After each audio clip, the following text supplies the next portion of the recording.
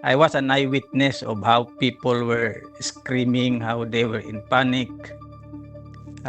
It's really difficult for me to relive the situation, no?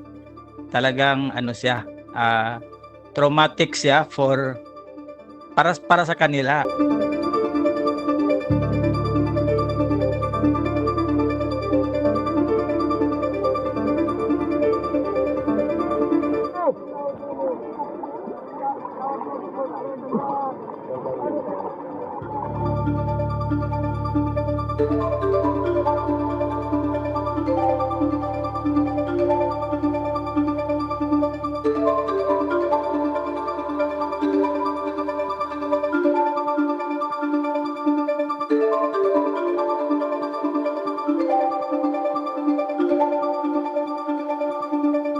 Talagang tagilid na tilted na yung barko to the right. So we scrambled for life jackets. Yung iba nagkaroon ng life jackets, yung iba hindi.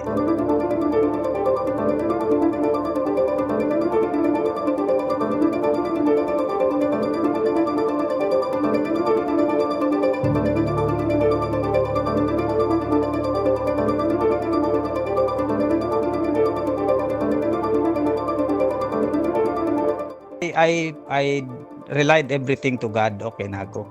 After a while, when the boat has run for about 10 minutes siguro, na ganun, naka-tilt, I heard a loud snap, a loud sound as if something snapped.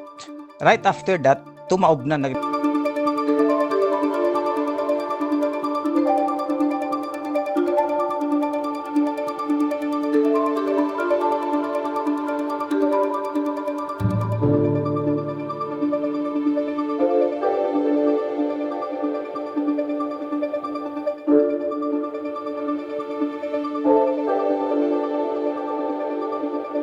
We encourage each other, kami na lang yung nag-comfort. Sabi ko, huwag tayo mag-agawa, do not panic. Let us just hold on to the edge of the lifeboat. Walang mangyayari sa atin.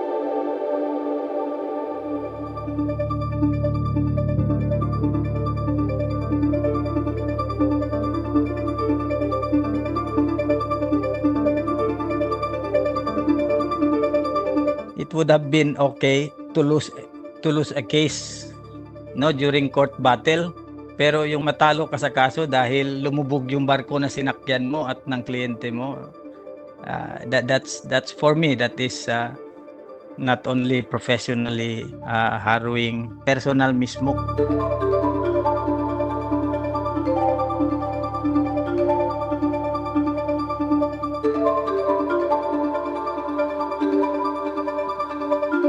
Talagang napakalinaw ng dagat. Walang typhoon at that time, walang turbulent water. Meron talagang diferensya doon sa barko kaya siya lumubog. Do not blame it to the acts of God.